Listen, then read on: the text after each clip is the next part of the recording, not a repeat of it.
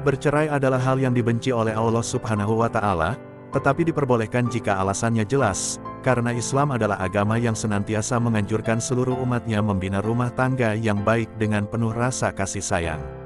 Lalu jika perceraian diperbolehkan, bagaimanakah pandangan Islam ketika seorang istri ingin berpisah dengan suaminya?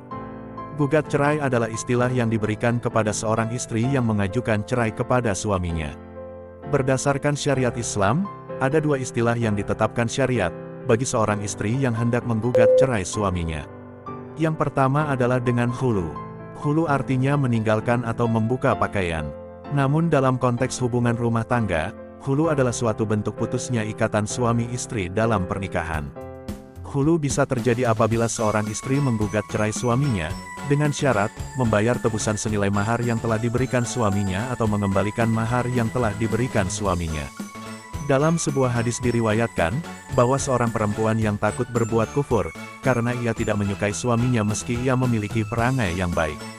Hal tersebut disampaikan dari Ibnu Abbas, bahwasanya istri Sabit bin Qais mendatangi Nabi Shallallahu Alaihi Wasallam dan dia berkata, "Wahai Rasulullah, aku tidak mencela Sabit bin Qais pada akhlak dan agamanya, namun aku takut berbuat kufur dalam Islam."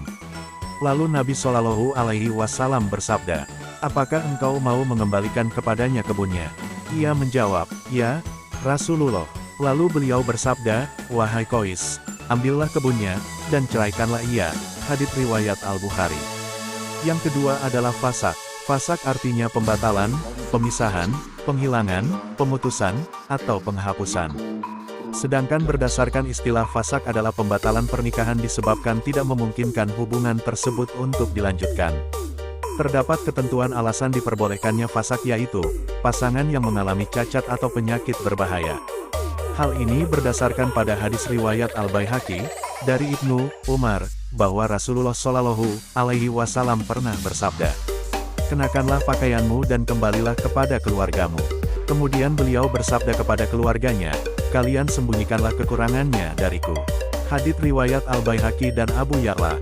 Dalam hadits lain Rasulullah bersabda, "Bila mana seorang laki-laki menikahi seorang perempuan, dan laki-laki itu mengalami gangguan jiwa atau mengidap penyakit berbahaya, maka si perempuan diberi pilihan atau khiyar, jika mau, ia boleh meneruskan perkawinan.